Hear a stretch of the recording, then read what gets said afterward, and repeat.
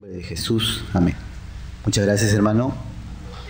Y con ese tema que estamos viendo ahora, que se llama la evangelización en acción, ¿no? Hechos 5, 12 y 16 que vamos a leer, vino a mi memoria lo que son los grandes avivamientos, ¿no? Y encontré ahí dentro de la historia a un personaje que se llama Juan Wesley, ¿no? Juan Wesley era un predicador inglés, ¿no? Que estuvo en las grandes campañas, en los momentos en que la iglesia de los años de 1700 empezaba a florecer y había grandes campañas, grandes movimientos. Y entonces este hombre, Juan Wesley, es un hombre que realmente fue un propulsor de la predicación en forma masiva, ¿no? Dice que él predicaba a los mineros que estaban ahí en las explanadas y comenzó ahí el gran avivamiento en Inglaterra, ¿no? Y realmente Juan Wesley fue un promotor del avivamiento, ¿no? Y él puso 5 cosas fundamentales que están en sus hojas de cómo iniciar un avivamiento, ¿no? Era, 6 en cierta manera, ¿no? Era la oración ferviente, ¿no? La predicación poderosa del Evangelio, las manifestaciones sobrenaturales del Espíritu Santo, la conversión de la gente, el cambio social y también involucrar a los creyentes en la predicación del Evangelio, ¿no? 6 cosas fundamentales que este hombre de Dios tenía en su corazón siempre promulgar, ¿no? Para que haya este avivamiento, esta situación de cambio de vida, ¿no? Porque el avivamiento no tiene que ver con las señales, tiene que ver con el cambio de vida. Cuanto más gente tenía esta conciencia, tenía esta situación de arrepentimiento, ¿no? De conciencia de pecado, ¿no? El avivamiento viene cuando realmente la gente empieza a decir: yo soy un pecador y necesito de Dios. Y necesito cambiar. Soy un pecador y necesito que mi vida espiritual cambie. Ahí viene el avivamiento. El cambio de vida es el principal motor de un avivamiento. Por eso este hombre estaba orando fervientemente, predicaba poderosamente el Evangelio. Había manifestaciones del Espíritu Santo, había la conversión de la gente, el cambio social, ¿no? Porque una de las cosas que cuando hay estos avivamientos, este actuar del Espíritu, hay cambios sociales, ¿no? Afectan a toda la sociedad, a todo el lugar en donde se encuentra la iglesia. Y también involucrar a los creyentes en la predicación, ¿no? Es algo realmente que este hombre tenía. Él era un apasionado del poder de la oración y el deseo de servir siempre a Dios con su fuerza. Y ese Juan Wesley realmente nos trae a memoria, ¿no? Cómo Dios puede utilizar a una persona para cambiar la historia. Cómo Dios puede usar una persona para empezar un gran avivamiento espiritual. Y lo que leemos en el libro de Hechos tiene que ver algo igual, casi igual, ¿no? Era Pedro, ahí estaba Pedro, con los apóstoles predicando. Dice que ellos estaban en la puerta del templo, ¿no? Y estaban ahí predicando, ¿no? Y por eso vamos a ver 3 características de la iglesia cristiana naciente, ¿no? 3 características básicas de la iglesia cristiana naciente, ¿no? Y lo vamos a encontrar ahí. Lo primero que vamos a encontrar es el obrar de Dios en la evangelización. El obrar de Dios en la evangelización, ¿no? Y dice ahí la palabra del Señor en Hechos 4, 29 y 30, que quisiera que me acompañen a leer. No va a salir ahí porque creo... no, sí está. El obrar de Dios en la evangelización, ¿no? Y este era el clamor que los apóstoles estaban realizando antes de que realmente fueran las manifestaciones del poder de Dios, ¿no? Y ahí estaba y la palabra de Dios dice, en Hechos 4, 29 y 30 dice: y ahora, Señor, mira sus amenazas y concede a tus siervos que con denuedo hablen tu palabra, mientras extiendes tu mano para que se hagan sanidades y señales y prodigios mediante el nombre de tu santo Hijo Jesús. Entonces ahí el deseo ferviente de los apóstoles era tener ese denuedo, esa franqueza, esa seguridad, ¿no? Esa confianza, esa libertad de hablar de Dios. Y ellos decían: Padre, queremos tener este denuedo, queremos tener esta confianza, esta libertad para hablar. Pero ¿sabes qué? Mientras que tú sigues extendiendo tu mano, ¿no? Dice la palabra ahí: mientras tu mano se haga sanidades y señales, ¿no? Mientras extiendas tu mano para que se hagan sanidades y señales. O sea que el deseo de estos discípulos era que el Señor Jesús siga siendo presente con sanidades, con señales, con prodigios. De ellos no dependía eso, dependía de Dios. Pero su único deseo es tener esa firmeza, esta vocación por compartir la palabra, ¿no? Y entonces hay dos cosas fundamentales ahí, ¿no? Dios obraba con milagros y sanidades, y Dios obraba añadiendo a nuevos creyentes a la iglesia. Es decir que, ¿en qué favorecía estos milagros a la iglesia naciente, no? Una de las cosas es que confirmaban la veracidad de la enseñanza de los apóstoles. O sea, cuando ellos veían a estos apóstoles, realmente ellos tienen un mensaje diferente, un mensaje de salvación. Otra de las cosas es que demostraban el poder de Jesús, que había resucitado y estaba con sus seguidores. Entonces ya no solamente eran ellos, sino que eran los seguidores de Jesús, que estaban haciendo el mismo obrar que Jesús hacía cuando estaba con ellos. Otra de las cosas es que atrajeron a nuevos creyentes, ¿no? Aunque dicen que algunos no se querían juntar con ellos. ¿Saben por qué no querían juntarse por ellos? Por dos cosas fundamentales.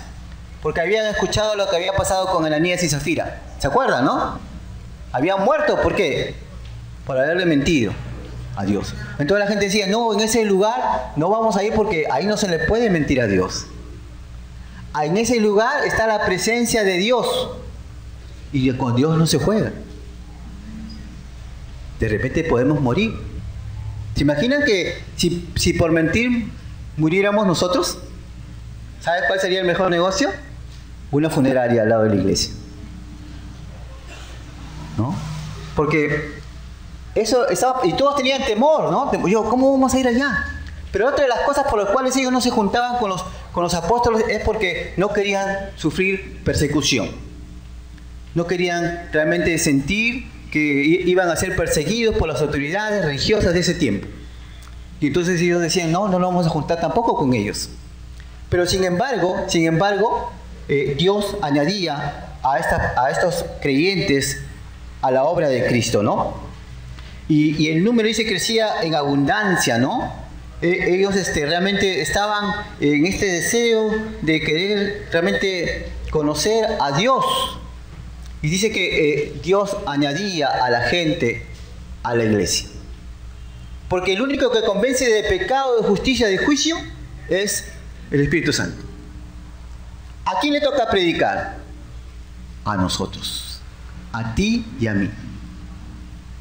Somos los que tenemos el mensaje de salvación.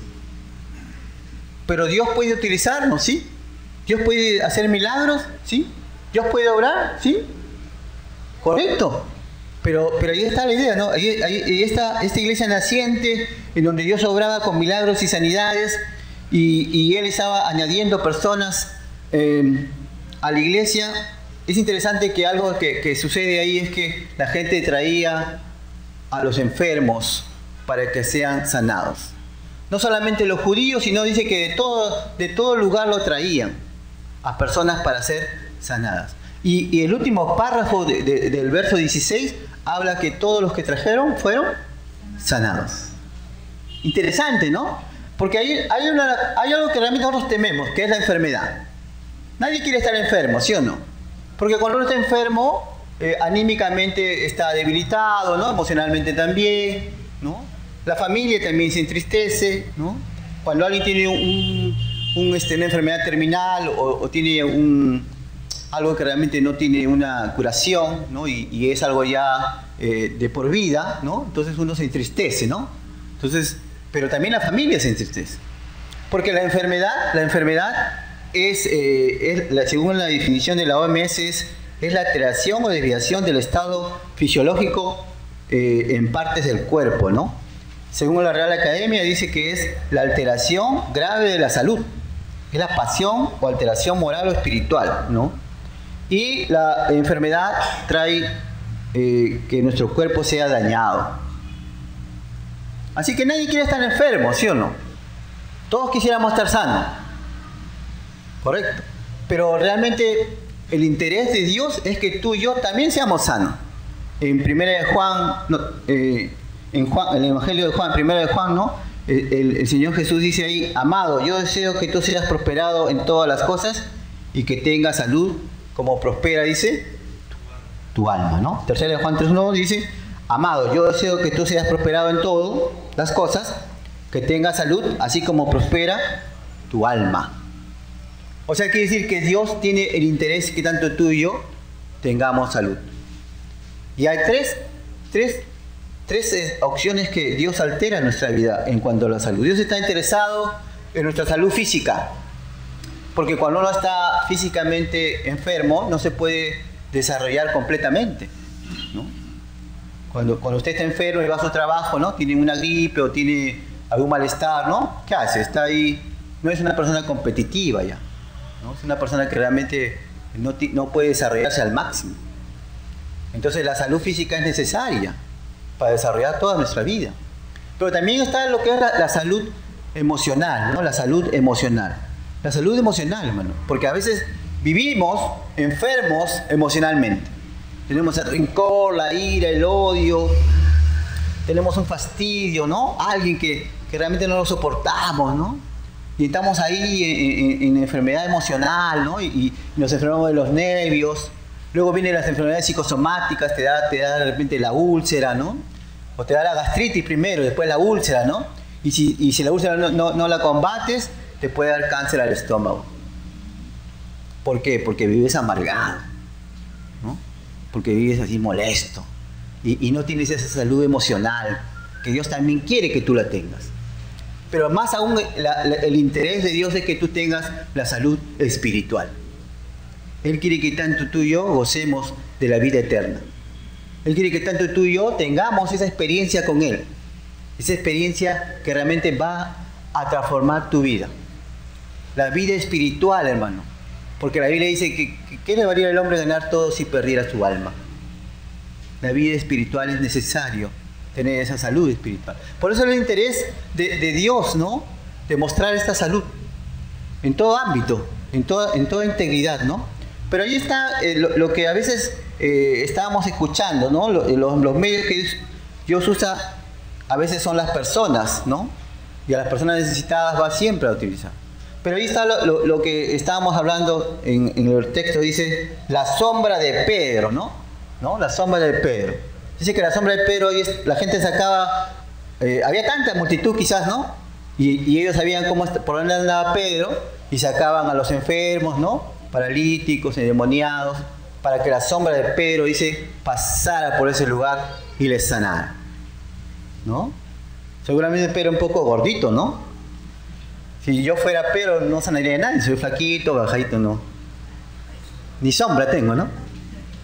Pero Pedro tenía esa sombra y esa sombra era algo que Dios usaba. Ahora, indudablemente no era nada mágico, ¿no? La sombra de Pedro no tenía nada mágico ni pretendía hacer milagros, ¿no? Porque a veces nosotros somos supersticiosos, ¿no? Y a veces manejamos la superstición y a veces en forma inmadura, ¿no? A veces pretendemos como niños, ¿no? De repente pensar en las supersticiones, ¿no? Y a veces guardamos las reliquias de los santos o de nuestros seres fallecidos, ¿no? Como una manera de proteger la casa, ¿no? A veces la gente guarda ahí restos de sus seres queridos, ¿no? Para proteger la casa. Y dice, no, yo guardo aquí las cenizas de mi papá porque él es el que guarda la casa, ¿no? O a veces entramos al término de las supersticiones, ¿no? Y las supersticiones son las expresiones mágicas, ¿no? Que a veces queremos hacer con fenómenos o quizás cosas que vemos, ¿no? Y hay algunas supersticiones comunes que a veces nosotros hemos vivido o quizás hasta ahora hemos guardado, ¿no? Y seguimos guardando, ¿no? Por ejemplo, poner una herradura, ¿no? Tras la puerta. Para que te dice, ¿qué dice? Que te dé buena suerte, ¿no? ¿No? O poner la sábila, ¿no? La sábila que es buena para, ¿no? La gente a veces la ponía atrás, ¿no? Para protegerte de los malos espíritus. Y si un día encontrabas la sábila con sangre, te han dañado, ¿no? Tienes que llamar a alguien para que te haga la limpia de la casa, ¿no? O quizás también tocar madera, ¿no? ¿no? Cuando algo, algo que tú quieres que te pase, ¿qué haces? Tocas madera, ¿no? Si es fierro no vale ni luna, tiene que ser madera, ¿no? Y entonces estás ahí tocando la puerta, ojalá que nunca pase, no. Estamos así, ¿no? O a veces también una de las frases, ¿no? Tienes que levantarte con el pie derecho, ¿no? ¿Quiénes han levantado hoy día con el pie derecho? Porque si te va mal, ¿qué dices? Te has levantado con el pie izquierdo, ¿sí? ¿No? Y te está yendo mal por eso, quizás, ¿no? O si no, en la pata de conejo, no por el conejo, le cortan las patas siempre, ¿no? Valioso la pata, ¿no? O si no, comer lentejas los lunes. Mañana hay que comer lentejas. ¿Sabes por qué comer lentejas, no? Para que te vaya bien en la semana. O si no, ponerte una prenda amarilla, ¿no? Para que te traiga suerte. Y en Año Nuevo la gente no compra prendas amarillas. Antes eran prendas amarillas, pero ahora son rojas, verdes y amarillas. Rojas para lo que es la pasión, ¿no? El amor, que te vaya bien. Verde para el dinero. Y amarillo para que te vaya bien todo el año. Así que piensa bien qué puedes comprar para el fin de año. O también, cuando te va mal, sacas una pestaña de tu rostro y algunos hacen eso, he visto. Y la soplas. Para que no te pase. Algunos ya no tienen ni ceja ya porque se han sacado todo.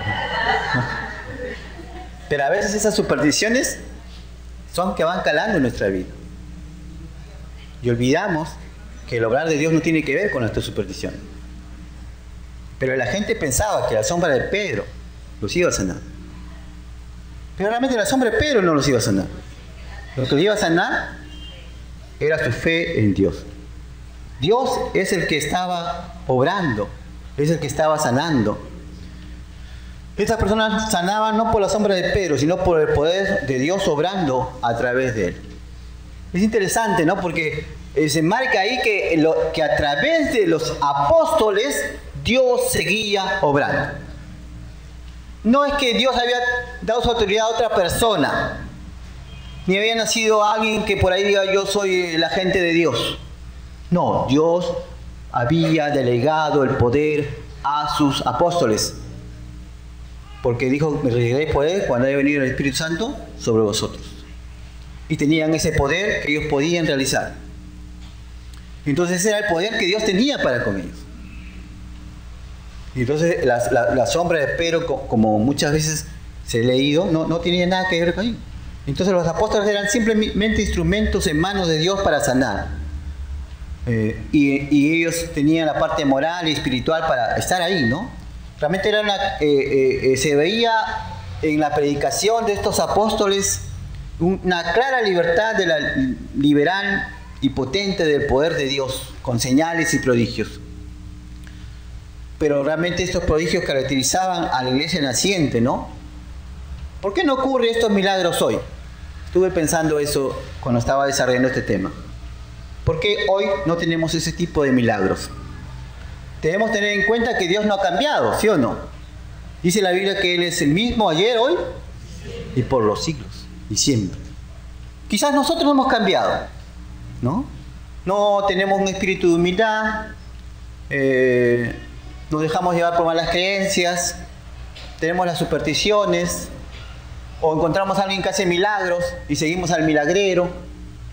Y cuando el milagrero se va, tú dices, no, este lugar ha cambiado porque ya no es igual. Estamos tras los milagros del Señor, pero no del Señor que hace milagros, ¿no? Y hemos dejado de ser instrumentos y canales de bendición. De repente tenemos mucho orgullo espiritual. Soy creyente, así que soy otro nivel, disculpa. No vemos por la gente. Los discípulos estaban interesados con la gente, porque el mensaje de salvación es completo. Ellos estaban interesados en su salud espiritual de todas esas personas. Pero sabían que había un problema, la enfermedad. Y había mucha gente que no podía ser sana porque no podía ir al médico. Eran gente de escasos recursos. Y por eso su única opción era Dios. Y por eso que cuando los apóstoles predicaban y Dios se manifestaba con señales y prodigios, la gente vino masivamente a que ese milagro también suceda en su vida. Y Dios utilizaba ese medio para que esa gente vuelva a Cristo, para que esa gente conozca el verdadero mensaje de salvación. Eso era el interés de Dios al manifestarse, ¿no? Y también otra de las cosas por las cuales de repente Dios, que es el mismo ayer y siempre, no lo evidenciamos, es por nuestra falta de fe. Tenemos falta de fe. Confiamos mucho en nosotros.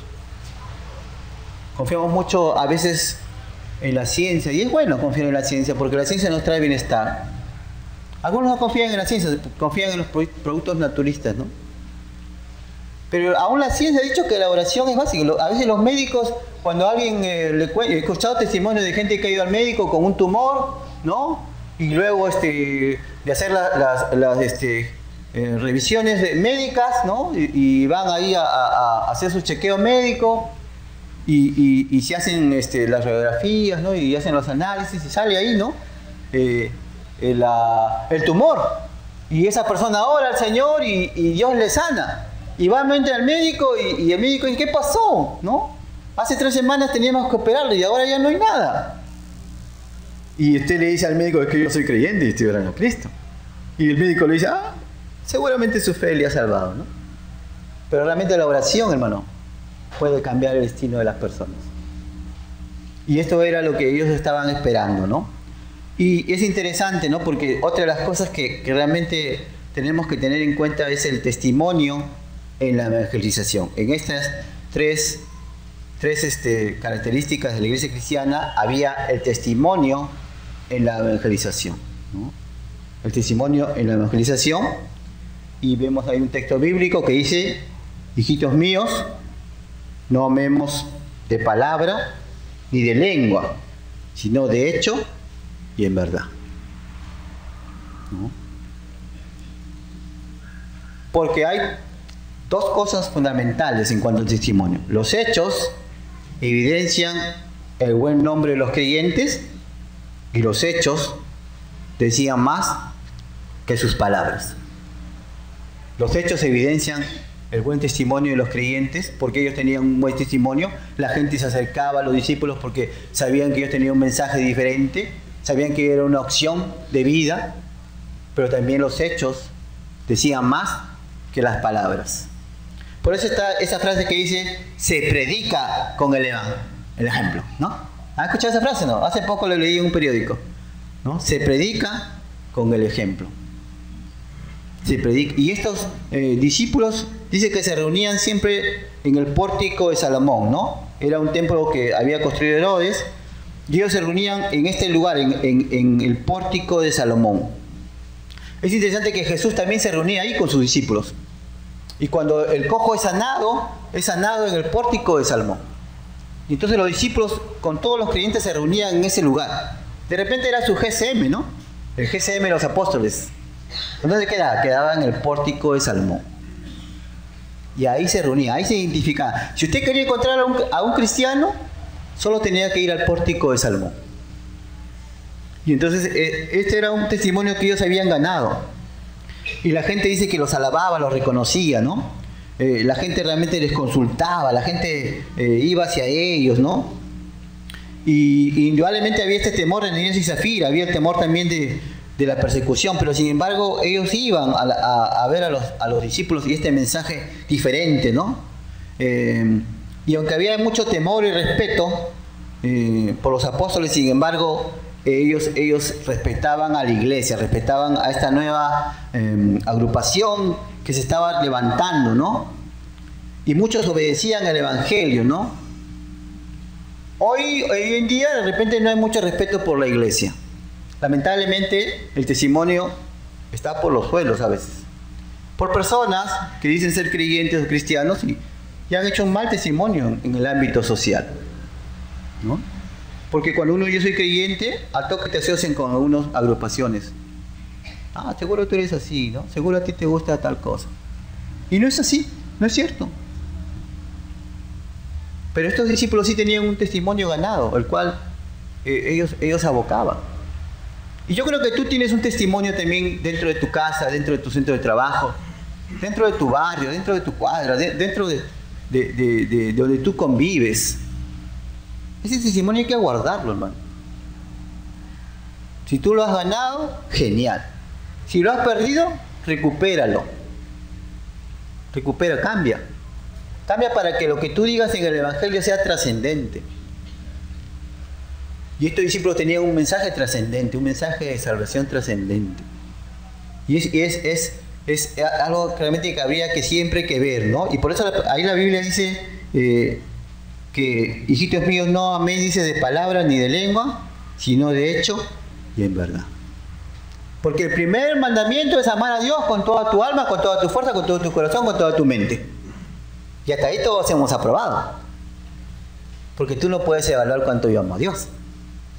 Pero el segundo mandamiento que dice, amarás a tu prójimo como a ti mismo. Ahí yo sí te puedo evaluar. Ahí sí yo me puedo evaluar. ¿Cuánto amo a mi prójimo? Ahí sí la gente puede decir, este hermano, esta hermana ama a su prójimo.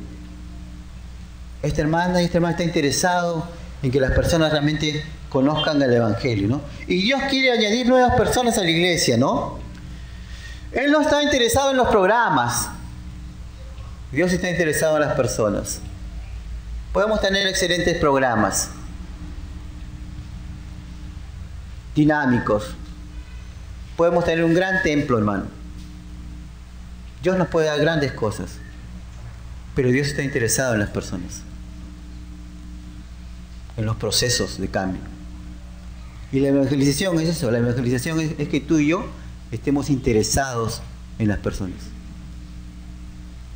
Y esa era la noción de los apóstoles, ¿no? Estamos interesados en el bienestar espiritual, en el bienestar anímico, emocional. Estamos interesados en su vida física también.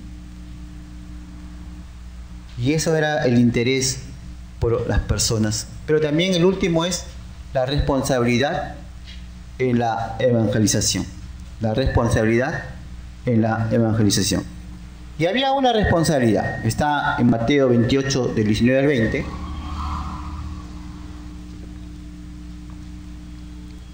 Dice ahí la palabra, por tanto, id, y así discípulo dice, a todas las naciones, bautizando en el nombre del Padre, del Hijo y del Espíritu Santo, enseñando que guarden todas las cosas que os he mandado. He aquí yo estoy con vosotros todos los días, hasta el fin. Eso nos lleva a dos cosas fundamentales, ¿no? Que todo creyente es responsable de la gran comisión de la evangelización y todo creyente es llamado a anunciar el mensaje de salvación a toda persona. Dos cosas fundamentales. Todo creyente es responsable de la gran comisión de la evangelización. Porque ahí dice, ¿no? Por tanto, id y haced discípulos a todas las naciones. O sea, este ir y hacer, que es una orden directa, ¿no? y dinámica, es para todos. No solamente es para el pastor, no solamente es para el tutor y cotutor, o para el siervo o líder de la iglesia, es para todos. Toda aquella persona que conoce a Cristo tiene la labor de ser el hombre y la mujer que lleve el mensaje de salvación. Ahí donde estás, ¿no? Y todo creyente es llamado a anunciar el mensaje de salvación a toda persona. Toda persona, así no te guste o te guste, así te caiga bien o no te caiga bien, esa persona necesita de Cristo. Esa persona, ese vecino que no te cae, ese que te echa agua a la puerta y deja la basura en tu puerta, a ese hay que darle el mensaje de salvación. Ese hombre que te fastidia y te molesta en el trabajo y que quisieras que desaparezca, a ese necesita el mensaje de salvación. Esa casera que te atiende mal en el mercado y que ya no le vas a comprar porque te atiende mal, ¿sí o no? Esa necesita el mensaje de salvación. Toda persona necesita el mensaje de salvación, ¿no? Y es una orden directa. Es interesante porque tenemos ya el mensaje de salvación. Tenemos la oportunidad de hablar a otros de Cristo. Tenemos todo, hermano. Tenemos la palabra, tenemos el poder,